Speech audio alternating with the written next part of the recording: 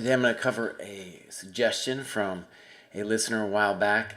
I got consumed doing my own games, so I wasn't doing too much of other people's stuff. This is Chess with Chris, also known as Chris Irwin. Wanted to know a way to play against the Benko as white, and I've always been interested in, well, this opening, all openings, but this opening in particular because I feel like only later in life did I really understand what the dynamic was. And I think it's pretty interesting. So I'm going to cover that today. But before I do, I'm going to admit something. I got so depressed after doing poorly in the last tournament that I have not even begun looking at the games. So I want to make fun of myself a little bit for that, but also just stress that, the reason it's so hard to improve at chess is a lot of times it's just so hard to come back and look at your mistakes. And I'm certainly, I have a history of failure in that regard. So I'm saying that openly so that I can get back on it. Next week, I won't be here. I'm going to be in St. Louis doing the GM in residence thing.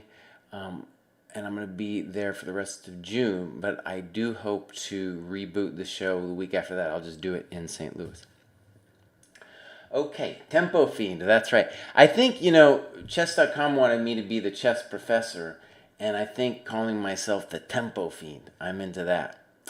So, all right, here we go. Let me just say a couple words about how the Benko works. And I think the best way to start is just to talk about its sister opening, which is the Benoni. And the Benoni, unfortunately, has a terrible reputation these days, but it's still important to think about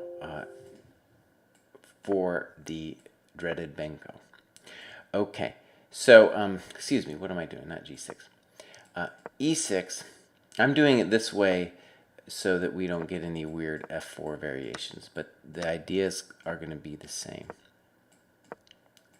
So if we say we consider this position, let's do the classical variation like this. So I played this a lot when I was a kid, and I really wish it was playable still because it's a very dynamic opening for black. But what I wish someone would have told me was a couple things. The first is that what white is really aiming to do is to constrict you with space, to eliminate your space. And it's a very difficult thing to do, which is why this opening as black is so fun. And what it requires is, first, just a willingness for white to say, no, in general, I don't want to exchange. But also, it's a skill of being able to constrict the pieces. And to that end, let's just say a couple obvious things that are going to apply to the Benko. White is aiming, obviously, to dominate the center as well as the pieces, and then eventually it's this poor jerk who's on the line, the king. Because when the center falls down, the king will be pursued, although it might not be immediately obvious right now. And in a lot of ways, you could say simply, too, that attacks proceed from the center, and white here has the center. Now, the dynamic in the Benoni, which we're going to see in the Benko as well, is that black wants to create drama on the queen side and tactics on the queen side, where he has an extra pawn. And all that drama, the hope is, hopefully we can exchange some pieces and we can get our own initiative on the queen side. Okay? Now, that is exactly what we're going to witness in, let's call it the traditional Benko, where we take. And let's just do this a second here. Let's just look at this. I think, by the way, that this is a terrible thing for white to do here. It's obviously been played by a lot of strong players, so it seems weird to call it terrible. But the beauty of this position for black, which I very much enjoy, let's just play a couple moves actually, is that it's a very simple plan. White has several moves here. Back in the day, people played h3 to stop knight g4. You could play rook e1. The thing to see, okay, is that a lot of white players are going to say to themselves, oh, I have this extra pawn, and that's why I'm better. And to that I say no, emphatically no, in fact. If you're better in all of these positions, it's going to be because of the center and the resulting attack to the black king. That's why black might be worse. So it's very confusing, and it's one of the reasons why the Benko is such a powerful weapon, is because it's so confusing to have an extra pawn and then have to do the mental jump to be like, well, the pawn isn't actually what my game is about, right? And that's the thing that is kind of a secret, I think, of the Benko and makes it such a powerful opening, especially on a practical level. There's several moves here. Personally, I like moves like rook a6 followed by queen a8 and rook b8.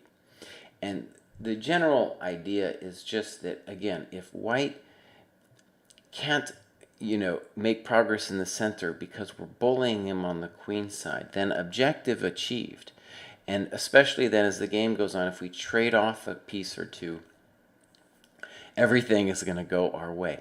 In fact, I didn't even think about doing this today, but a famous variation that I talked about on the show ages ago that Gelfand brings up that has to do with space really helps actually explain what's going on in this opening. So I had this like 1,000 times as white against some hustler in the park in Chicago back in the day. And I think actually the way he would do it is he would play knight d7, castles, c5, d5. And Gelfand in this book on the first one, on the recent series he's doing on positional play, he's talking about space and uses this example, and he's stealing it from somebody else, which is fine, but it's a very instructive example.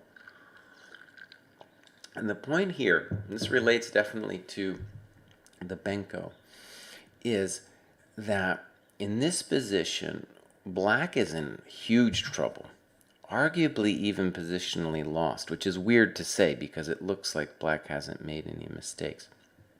But let's say a couple basic things. The knight is terrible. It's in the way of this guy. It's in the way of this guy. The bishop is in the way of this guy, right? And the knight here is in the way of this guy. So it's a major problem, and it's also a major problem that e6 is hard to achieve because de and queen d6 is on the table. Now, chess.com has yet to give me the ability to magically evaporate pieces from the board, but I just want us to do a mental game here. And what we're going to do is we're going to pretend two pieces were exchanged. Let's exchange the bishop and the knight for, it's almost any piece, but let's do, let's say this knight and this bishop. So you just imagine all the pieces in red being off the board. He makes this great case there that, in fact, in that position, black is better. And it's a really weird thing to say because you're saying, first of all, with the pieces on, white is much better, maybe even strategically winning. And then I trade some off, and white's actually in trouble. And the word that's used in this old school Russian way is capacity, in the sense that white's space advantage, you don't have enough pieces to fill it. And in this position, with those pieces off, a really beautiful thing for black to do is to play b5, takes a6, and get a Benko, right? Very powerful idea that helps understand what the Benko is about, because if you get those trades and you get in b5 and a6, that position, I've looked at that, and it's very astonishing in the sense that all of a sudden you realize, oh my God, it's actually black who's better. And that shows, if you're going to play the Benko, the beauty is that really you're aiming for an end game. It's so weird to think because you're down a pawn, right? And they teach you not to trade when you're down a pawn, but you're trying to trade, and the reason is he's not going to scrunch you with space, and he's not going to mate you with a couple pieces off, right? So that's just a basic idea of what the Benko is about for both sides, because white wants to scrunch the pieces and he does not want to trade. Okay, so let's go back and talk about what I think is we can call it the best system. There's many systems. And look at this. By the way, it is totally fair if you are traumatized by this to cop out and play knight f3. And that's one of the bummers, actually, for Benko players. It's like, well, what do you do then? And that's a whole different discussion I'm just going to table, but I just want you to know that that is available to you. For example, even g6, c4, c5 takes also possible with an interesting position. Okay, so I'm going to leave that as an aside, though.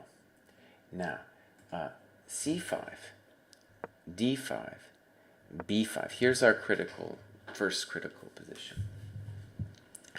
And I've got 100. I don't understand Twitch, but Muskathund gave me some stuff, and that's really cool.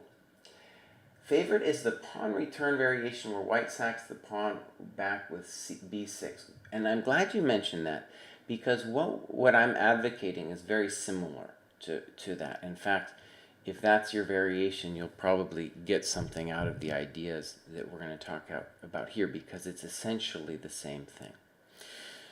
Let's look at that one. So the way that goes is here, a6 and b6. And this was popular back in the day. It's still popular, I think. And it's kind of weird. It's like, well, wait a second. Why am I giving up the pawn? And the point is, as we said before, white's not interested in the pawn. He's interested in crushing black in the center. So as we'll see, we're going to get very similar structures to this in what I'm going to advocate here, which is simply knight f3. It conforms to a lot of my prejudices, too, where I don't want to give up any time. Okay. All right. Alex Node, thank you for subscribing. So knight f3, and black can actually do many different things here.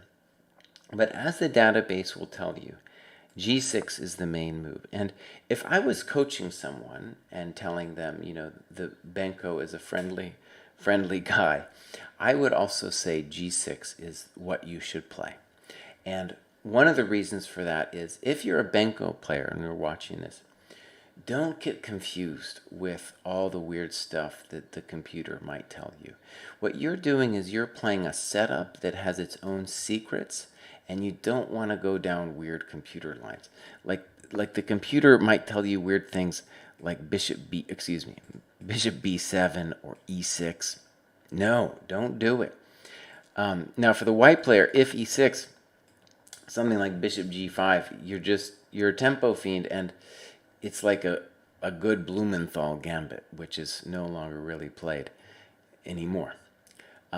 So I'm not worried about e6, even though the computer for a half second thinks that that's what black should do. And bishop b7 is kind of a similar thing. So let's just talk about what's going on for a second.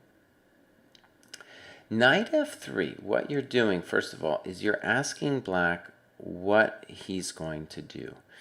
And in particular, you're kind of shoving it in black's face and being like, well, why? Why are you doing this b5 thing? Do you want to take? And the first thing I want to say is, if you play this system, invariably somebody's going to take. And I'm just going to go ahead and say that that's a mistake. Because now we play knight c3. Let's just say d6. He could play d6 after g6 too. I think e5 is already strong here, but let's just say we play it old-fashioned. Everything is going our way, and if they give us the bishop, they can give us the bishop, right? And clear advantage. Notice that if he could trade this piece off, it would actually maybe not be so bad. But the other problem is the unopposed bishop. Well, maybe we're going to do something. We can always do bishop b5 as well. And like I said, even in this position, e5 for the tactical players out there is very tempting. Looks very strong as well. So b takes c. So let's get to the heart of the matter here. What you're doing with knight f3 is asking, okay, if I don't take on b5, why are you doing it? Right? Why are you doing it?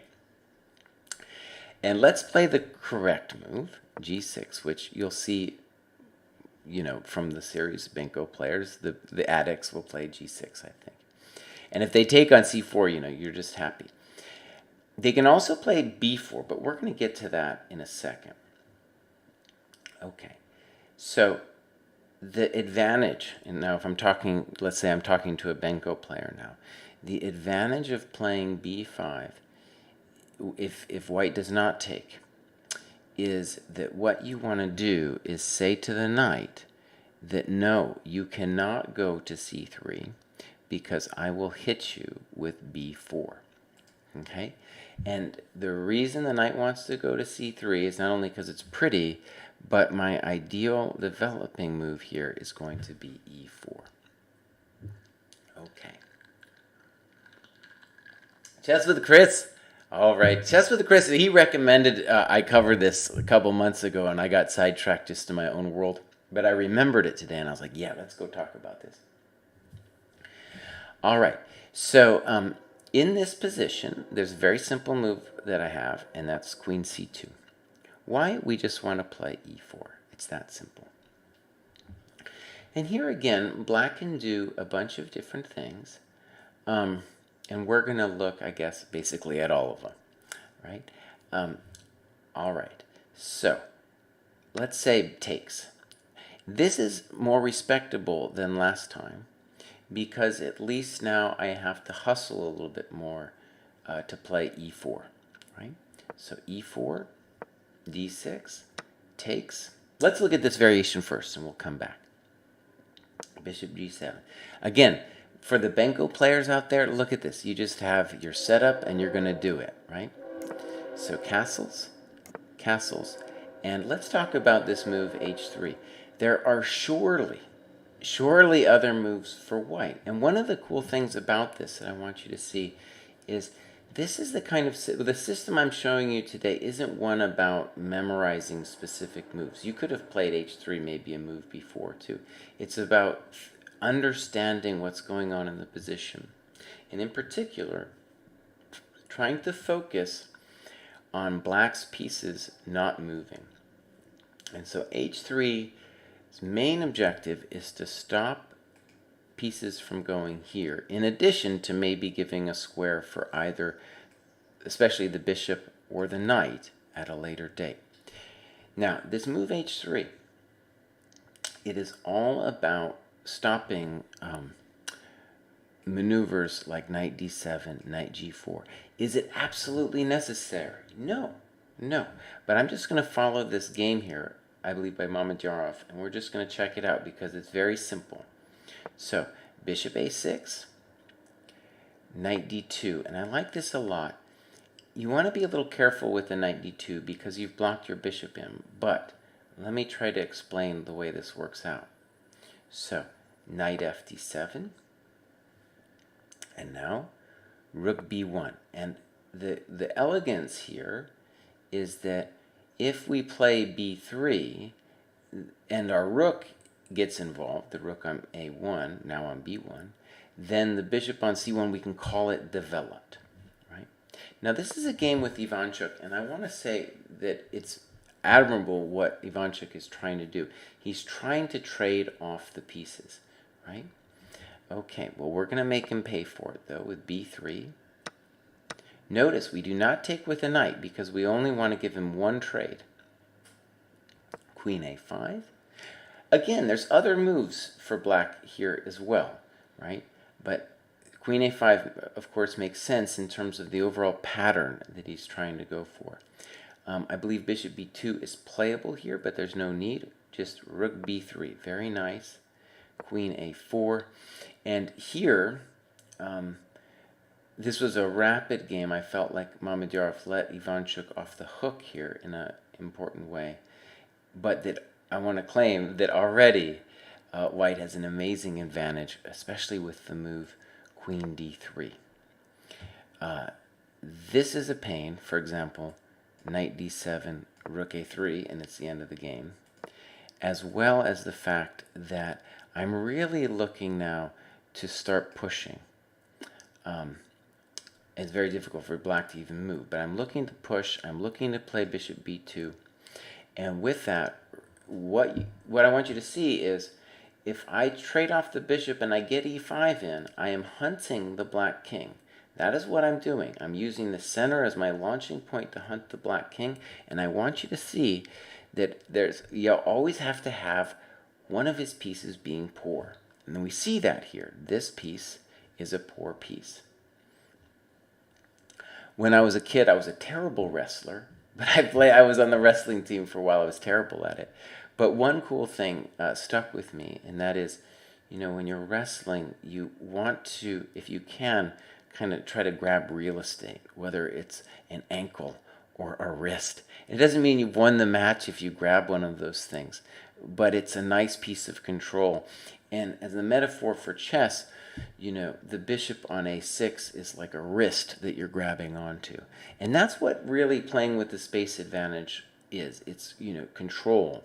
And that's why it's often so hard to get let's say, a complete game out of it, right? Because you have to pursue that strategy for a long time.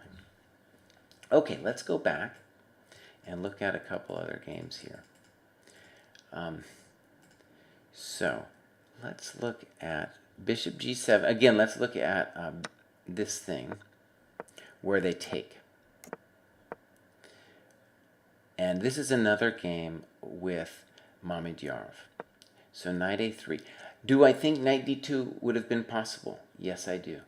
Why is bishop a6 happening? Well, because we have that pawn on h3, right? Knight fd7, similar deal. Rook b1, snip, snip. Now notice, if we had it on d2, it would have maybe been a little easier, but still, it's a similar thing. Knight b6, b3. Knight c4 takes. Now notice, black achieves some exchanges, and that's, of course, a good thing. The problem that he has, though, is I am just up in time, right? Black has spent much more time than me doing his trades, right? And always remember, if you play a fianchetto opening and you have your knight here, you kind of owe white a tempo to clear the bishop, in doing some kind of thing like we saw there with knight d7, b6. So, knight d7, bishop g5, simple and strong, right? We're going to try to prevent the queen from moving. Another ankle that we're holding on to. Another simple and strong move, right? We're just going to double. And this is a game with Mamedyarov against Gawain Jones. Queen a4. Again, there's other moves, but all these moves you can just feel, right, are very natural. So snip, snip, rook a8, it's sad but true. Queen v3, knight b6, a4. Simple chess, right? Very simple chess.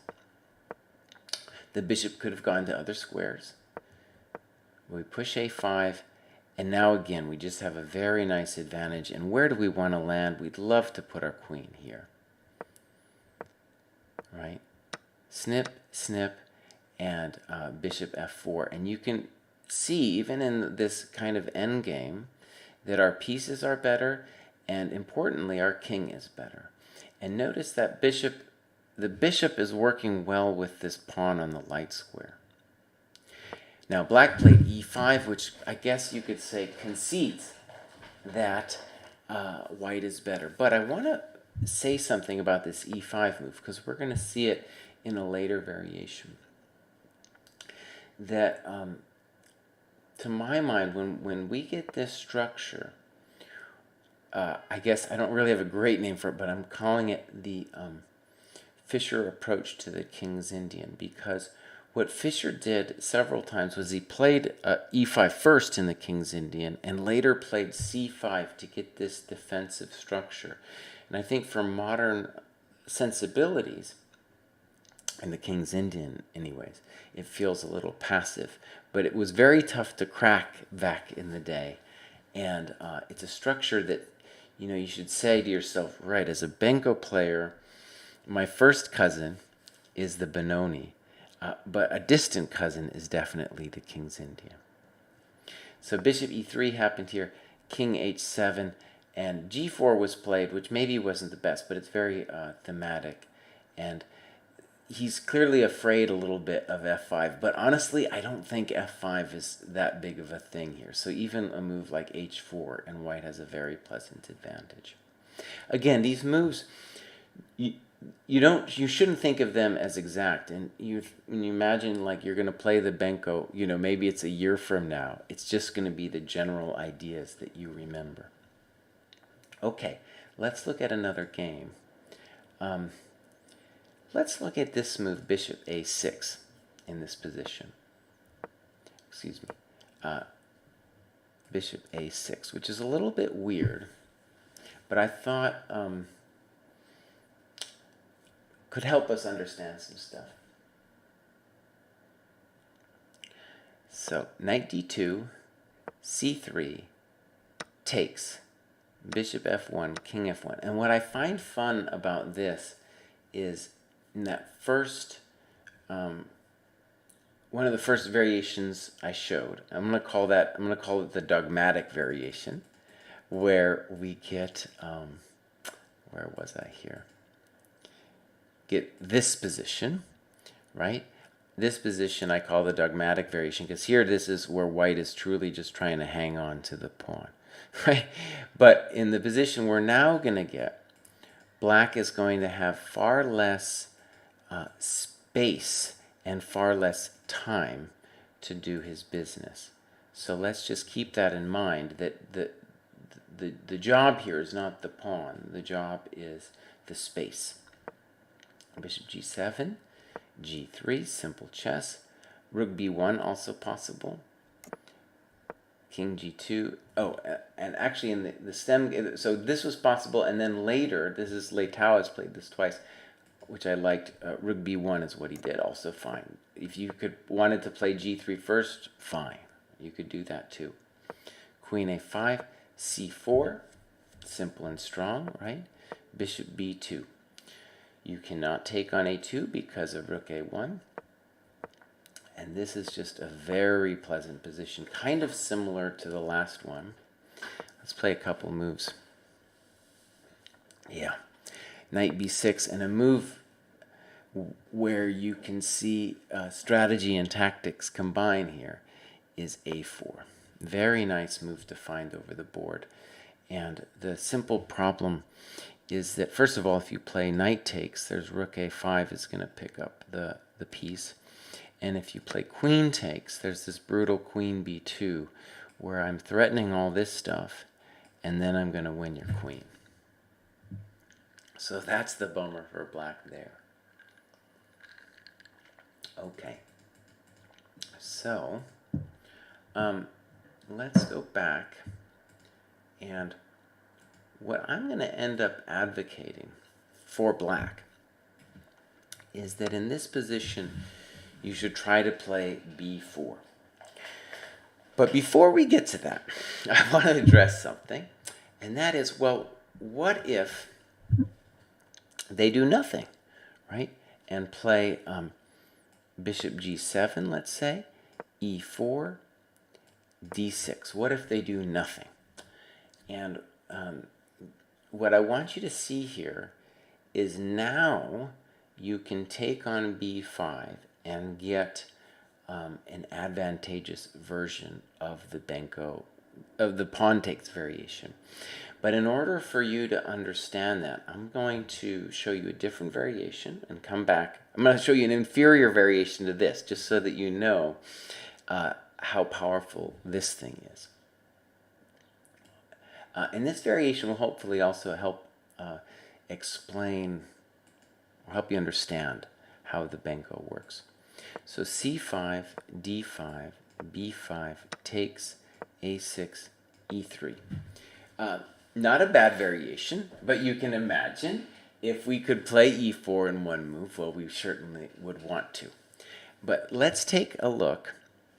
And of course, there's all kinds of weird variations where you can try to win the pawn back. Actually, I'll show that. And I'm just going to say, if you are black, I know your computer might tell you to do this, but I really don't recommend you play like this. You've gotten your pawn back, but white has full I said compensation, but he's not even done a pawn.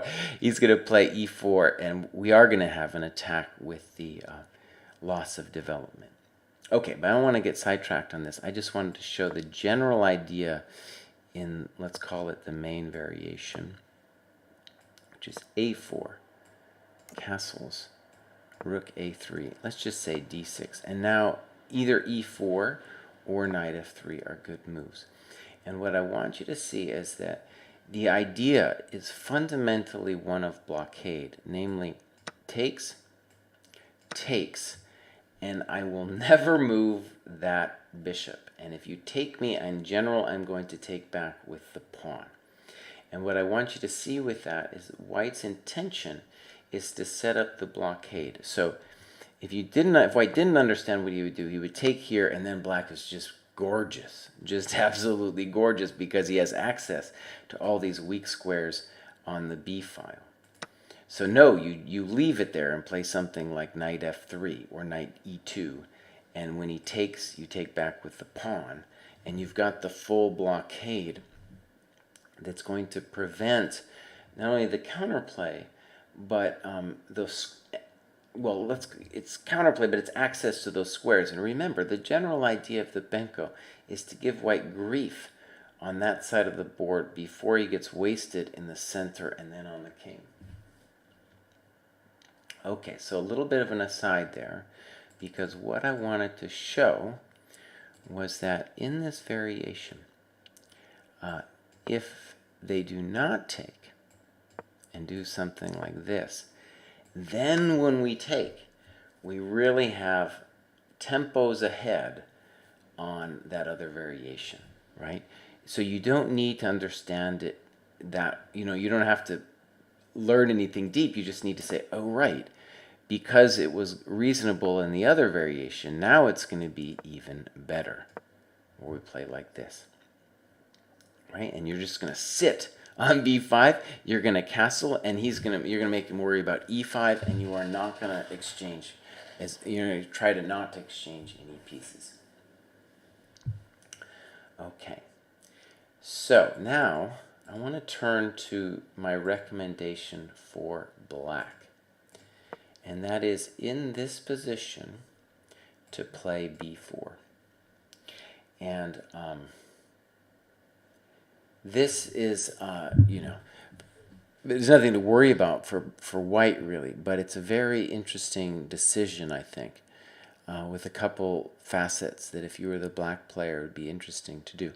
So the first and obvious thing is you are taking away the c3 square from the knight. Now the thing where it gets anti-intuitive to me is that black spent 2 tempi to put that pawn there.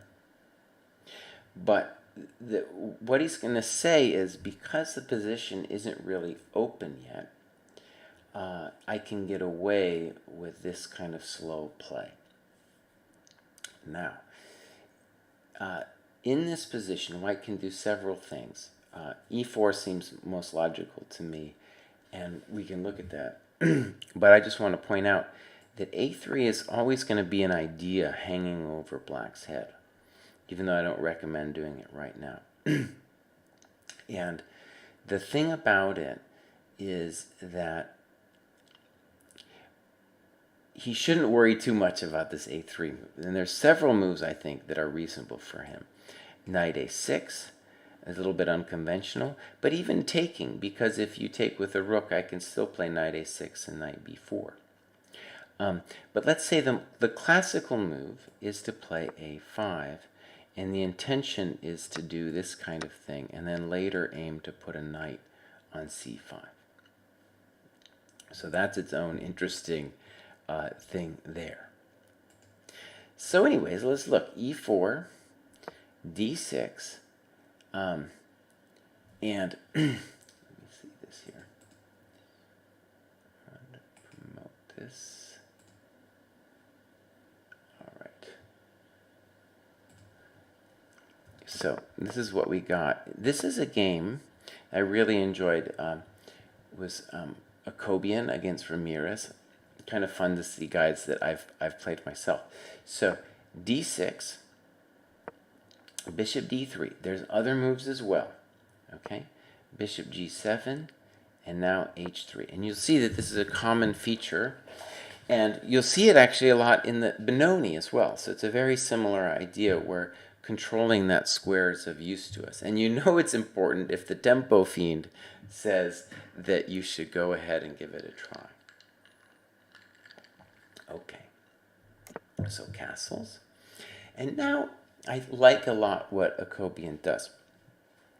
He says to himself, well, it's a totally different ball game now with the pawn on b4.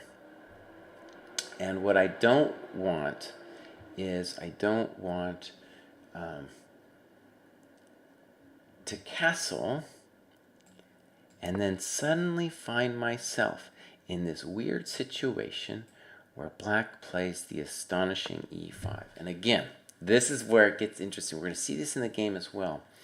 This is a key idea for black to know about, I think, if you're going to play this for black, where what you are doing is you are creating a King's Indian type situation, but now you've shut down the queen side. So white has to be very careful, just to not get mated here, because things like knight h5 and f5 are coming very quickly. So that's the powerful idea. And let me share a different e5 position, just so maybe it's a little bit my own personal experience, but also just to see what's a little bit at stake here. So d4. So this is my game I played against Golko years ago.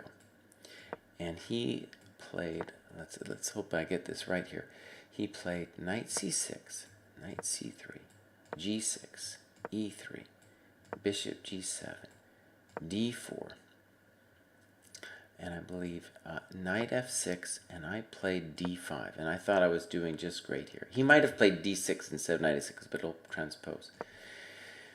Where he played knight a5. And I was like, what? Really? Bishop d3, d6, castles. I'm pretty sure I played h3, and he played e5. And this is a clever thing to know about if you are a King's Indian player or a Benko player. You should be familiar with these King's Indian ideas, where the knight on a5 looks silly, and it definitely has some problems. But if he can hold me back on the queen side, the claim is that the general trend will be that these pawns are pointing towards the king's side, and a big fat f5 is coming soon. So that was very clever, I thought, and I ended up losing that game. If white takes, the problem is that the knight will come back, and you lost the center with, for example, in fact, both bishop e6 and fe look fine for me. If Chris is watching, he's, I guess, surprised that I recommended not taking the pawn. What do you recommend that I should do, or what do you feel is the best thing? I have a feeling it's one of the pawn grabbing ones, but I'd love to talk to you about whatever one you like best intuitively. Okay, let me go back to this game, which I thought was really interesting. So let's go all the way back. And instead, Akobian says, you know what? Let's leave the king uncastled for a second, which is very clever. And look at that, a5. It seems weird, but we're going to see the idea. Knight d2, and now e5. And it's a very clever idea for black, where we're saying, well, you can't do anything to me on the queen side, and I am going to start killing you on the king side. Well, Akobian had a nice idea here, g4. And this is just a fundamental idea to know about when facing the king's Indian. Making it difficult for f5 to work for a variety of reasons, really. In order to understand this, in fact, let me go on a brief tangent. It took me forever to understand that the French was a mirror image of the King's Indian. And in this variation of the advanced, let's say there's more than one move, let's say queen b6, a3, it's very interesting because in general, we're going to say that black's strong side is the queen side and white's strong side is the king side. Reverse it for the king's Indian, right? The pawn structure chain is reversed there. And so in general, you don't want to move your pawns on the weak side, as with h3, g4, seemingly in the Akobian game that we're going to come back to. But here, the idea really is to snuff out the play on the queen side. For example, knight h6, b4 takes, and to say, look, I've just stopped you. I've just stopped you on the queen side, and you're not going to get the fancy space and other stuff that you normally get. And, you know, play can continue here, and I think it's roughly equal, but it's a very interesting position. That is part as well of the h3 idea, by the way. Let's go back to the h3 of the King's Indian system, which I think some people still play, where they go like this. And the intention is that we are going to play g4 very soon. To make that f5 break hard and also to gain space. And you see, I'm just trying to say that the h3 g4 is very similar to the idea in the advanced French where you play a3 b4, right? Just with the pawn chains reversed. Okay, so let's go back to the game. And all right, bishop d3, bishop g7, h3, castles, bishop g5, great move, a5. If black played h6, it's totally playable, but the problem is that later I might tag that pawn with both g4, g5 opening the position or queen d2 making you defend it. But again, it wouldn't be losing or anything. But I like the way Alejandro plays this position with black. He's saying, look, I'm just going to fix it so that you're never doing anything to me on the queen side. And then maybe I can do stuff on the king side. So there it comes, e5. Very deep move. g4, a4. And here's a very interesting position about, you know, ask yourself what to do here. I think I would rather be white, but it's very, it's a very tense moment for the white king, because you have to ask yourself, do you want to go like put your king on g2, right? G2, or do you want to go king e2, or do you even want to go all the way over there, right? It's kind of hard to say. Or do you want to wait, right? Always possible, and play a move like a3. Now, let me just say before we make the decision that the squeeze that we're trying to put on black is to say, I have more space and I'm going to make your pieces uncomfortable. Akobian's move feels right. And let's put that on the board. I don't think it is, but it feels right, where he plays king e2. And clearly the intention is to put this rook over here and then start putting the pressure on. All right? Let's actually look at what happened and then we'll come back. So king e2, h6, bishop h4, g5. Very nice move. Bishop g3, rook e8. Interesting. So we've shut down the dark square bishop. And surprisingly, we have a clear plan of playing knight here, knight here, knight here. And who knows? Who knows what's happening then? So knight f1, knight e3, knight f8. And the game actually turned out to be a draw, but anything could happen here. Notice that the king is uncomfortable on e2, though, right? Because the knight is going to come to f4. So the question is, like, well, okay, what should he do in this position? And should he have moved the bishop back to h4? Probably not, right? Because then the bishop got shut out, right? So I think king f1 was the right move, but you can, and intending to play king g2, which is counterintuitive because you would say to yourself, well, wait a second, doesn't the rook, the a rook, want to come all the way over? And maybe it will, but the king on the e2 square is not particularly safe, right?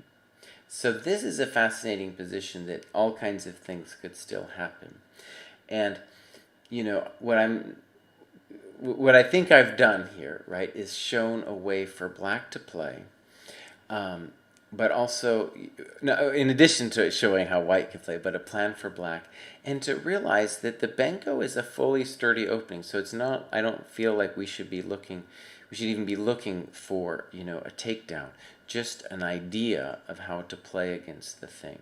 And to give the thing respect, because one of the dangers that I think white players run into is they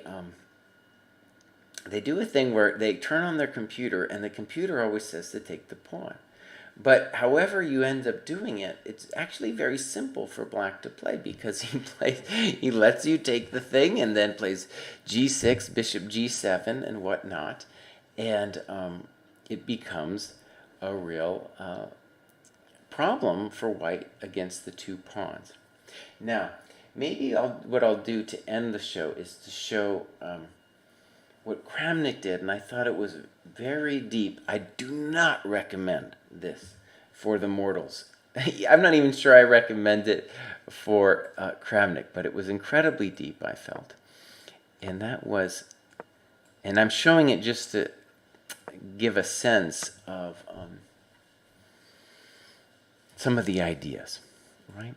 So a6, snip, g6, knight c3. By the way, the black could probably play bishop takes a6 instead of g6, but the reason they do it this way is we're not really afraid, first of all, of e4. Or excuse me, we're not afraid of e3.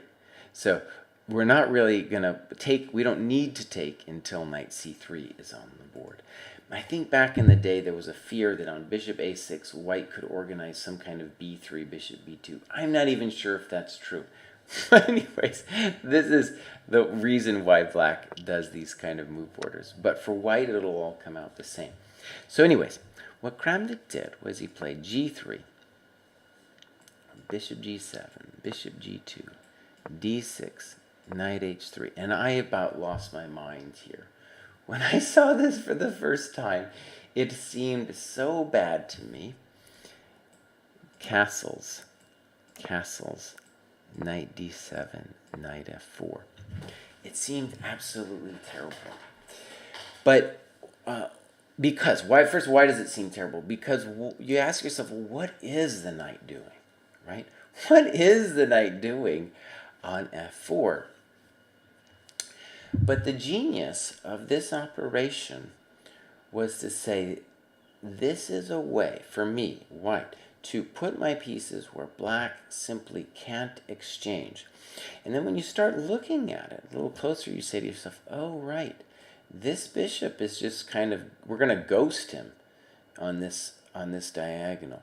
And these guys, they're piling all over each other. And things like knight g4, e5, since the knight's not on f3, you're not even going to get the trade. So it's like this cruel situation that white's done, where we're playing for space, a very long-term plan, and saying there's no trades for you, black, and I have the space. I do not recommend playing this way, though. Kramnik won some nice games, but it's not something that I can get behind because it's so hard on a practical level to pull this off. Okay, couple announcements before I sign off. Next week, I'm not going to do the show. I'm flying to St. Louis on that Wednesday. I'm going to be GM in residence there. I will try to do the show, though, that following Wednesday. And, of course, at the end of the month, we're doing the member analysis. And if you go to chess.com and search my name, just my last name, in the thread, in the forums, or you just type in something like member analysis, you will find that thread. You can submit your game, and we'll cover that. And as for me, I'm looking forward to St. Louis. My own chess needs some help. I did poorly, and I'm looking to make some. I want to play again soon, but I need to improve my chess before that happens. And the hardest thing, of course, I have to do before that is to review my own games in some good detail. Okay, thanks for the show. Thanks for being here, Blobe. And I'll talk to you guys, I guess, in 2 weeks. Bye-bye.